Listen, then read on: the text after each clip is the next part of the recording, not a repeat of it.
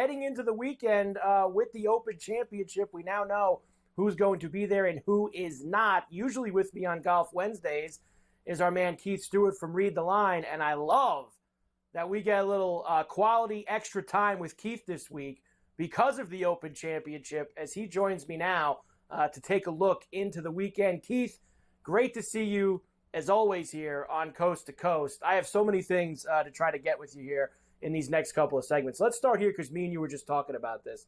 The cut ended up getting to +6 out here. That's how much the carnage was with this afternoon wave. And it just boggles my mind. And I know these are technical things we're talking about. Why do they not stay with the cut? They cut the coverage off at 4 o'clock East, and there was so many things on the line there. And I know that all they really concern themselves with is who's in the lead and who's, their biggest names. But there was drama to be had there, Keith. Just like yesterday when Brown made that putt to see everybody rip up their Shane Lowry first-round leader tickets. They stuck around for that drama, but they didn't stick around for the cut sweat.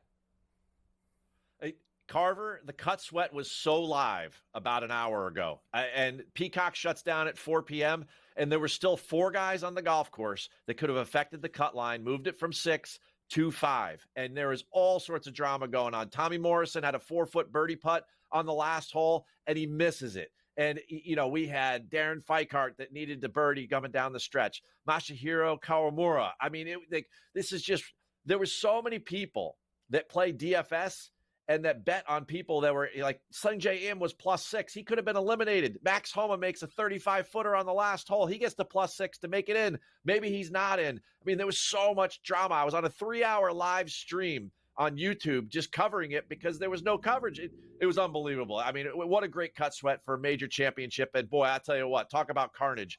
This AM/PM wave had 13 of the top 20 golfers in the official world golf ranking, and they got decimated. They got absolutely smashed, Keith. Me and Pharrell actually went through it before. I mean, when you think about the weekend that you're going to have here, I want to do this really fast. Keegan Bradley, Will Zalatoris, Tyrrell Hatton, Tommy Fleetwood, Ludwig Aberg, Bryson DeChambeau, Victor Hovland, Tony Finau, Rory McIlroy, Cam Smith. I mean, you can go on. Can you believe what went on here? And me and you talk about weather every week on Wednesday. Yep. But, sometimes you just don't really know until you get out there how bad it's going to be for one end of the draw or the other.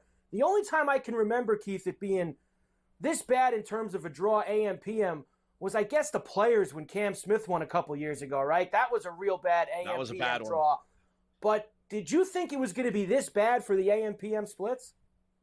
Well, we talked about the wind on Wednesday. You remember that. I brought up the wind, and you were like, well, what's the big deal? I'm like, these guys, they go in, they play 9 holes on Tuesday. They played 9 holes on Wednesday. None of them played with this new wind. They all used the prevailing wind because that's the way it was blowing on Tuesday and Wednesday until Wednesday afternoon when it flipped, and then we were on Golf Wednesday. It threw all these guys for a loop, and it was worse for this AM/PM wave, Rory's wave. I mean, you could see what it did to McIlroy. He became a mental midget out there. I mean, he couldn't do anything. Like you could see how much it shocked these guys, and as a result, I mean, could you imagine a world where Ludwig, Rory, Hatton, and Fleetwood all don't make the cut? Tony Finau was sitting even par. He shot 10 over today, right? It was unbelievable. I mean, how about the guts on Robert McIntyre making a couple triples in his first few holes? How about the 45 on the front 9 by JT, and he still fought to make the cut? I mean, there was so much great golf drama this afternoon. If you're into this stuff, I mean, it was absolutely fantastic. And now look at this leaderboard inside the top 19. Let's just name them, right? You've got Xander. You've got Scheffler. You've got Cantlay. Oh, how about DJ? You want Brooks and you want Big Bad Jon Rahm. The Spaniard is fully live for the weekend. Yeah, you're not kidding. And you talk about the guys who had to fight through the bad conditions in that AM/PM wave. You mentioned Bobby Mack, who looked like he basically just wanted to go get a pint after that 3rd or 4th hole. I mean, he was done. He wanted nothing to do with it anymore, but he fought his way back. Neiman, after that 8th hole, where what did he shoot, a 9? Keith, do you have a 9 on that par 3 or an 8? I think it was an 8. He had a +5 on the par 3. and then ends up 8. with 4 birdies on the back to get himself back to where he's sitting right now. Rahm was very gutsy, although I don't understand, Keith. Why did Rahm hit iron on the par 5 16th? Why didn't he just try to blast it over that thing? That was surprising to me. Again, it goes back to my earlier point and my point from Wednesday. They have no idea how to deal with that new wind. They had not practiced it. And the only guy that was there was Lowry, because he hadn't seen the golf course in a long time since Troon in 16. So he was like, you know what? I'm going to get over there a month ago. And guess what? When he showed up a month ago, which way was the wind blowing? South-southeast. Yeah. The same wind that they were getting, the same wind they're going to get tomorrow. And I know we got to talk about the weather for tomorrow. Guess what? It's going to lay down. And then all of a sudden, these guys are going to start going deep, because you could tell the guys at the top of the board, they are playing very, very well. The wind that we expect tomorrow is in the single digits out of the same direction, but it's going to really not affect these guys. We might get a little bit of rain for the leaders later in the afternoon, like that 2 to 4 p.m. range. It might get a little bit nasty as far as wet weather goes, but the wind is not going to be nearly as bad. And I think you're going to see a lot of low scoring. Pay attention to the early people. I bet that they can go low and put some pressure on these guys.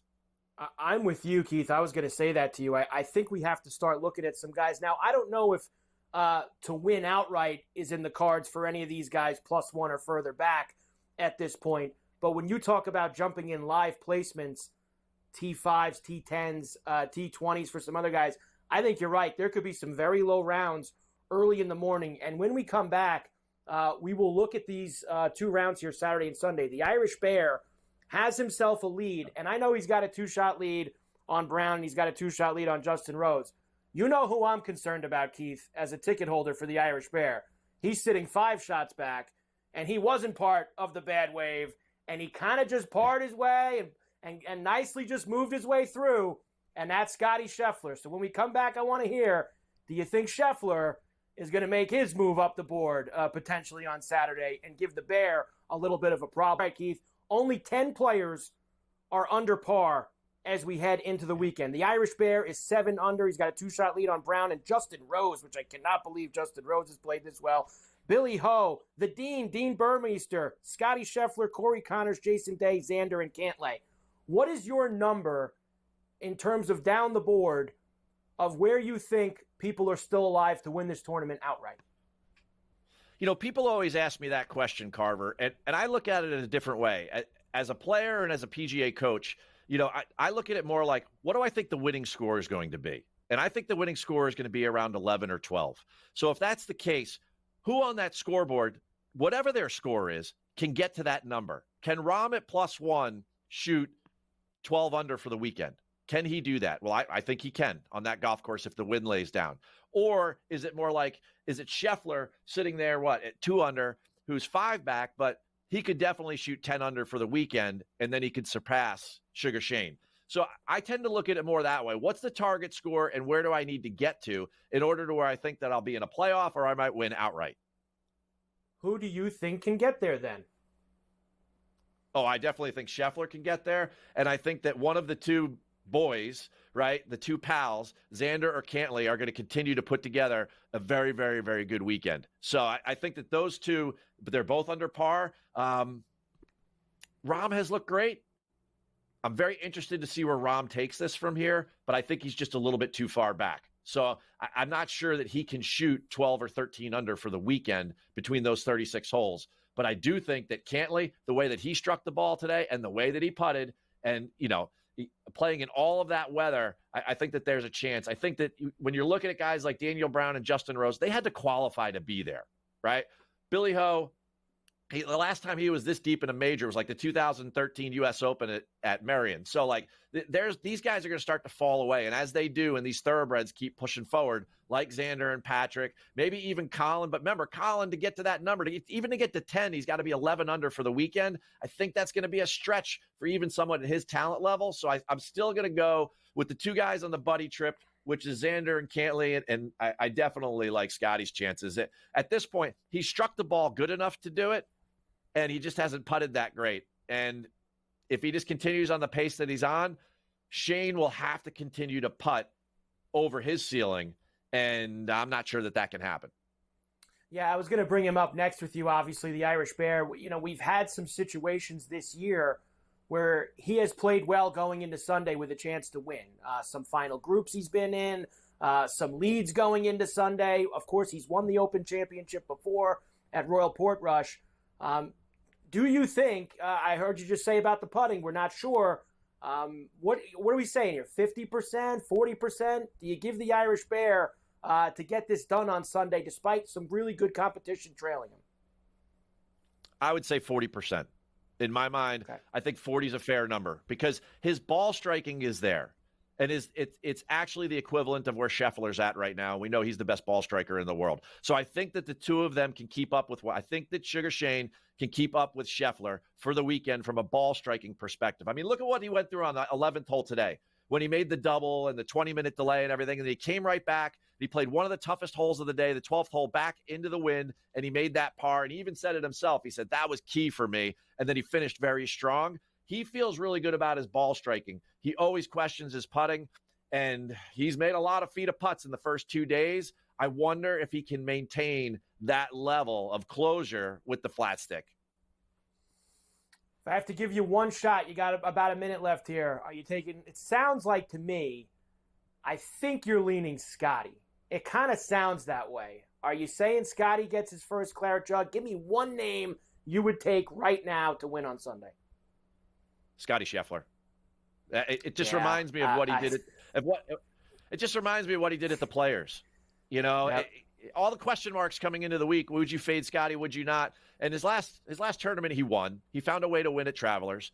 And everyone was worried about the T41 at Pinehurst, but they forgot how he won at Travelers. This guy is he's won 6 out of 8 times. How can we go against him? Right now, the number's like plus 330. He started the week at plus 460. He went off at plus 550. And with 36 holes to go at plus 330, there actually might be some value there considering where he started the week.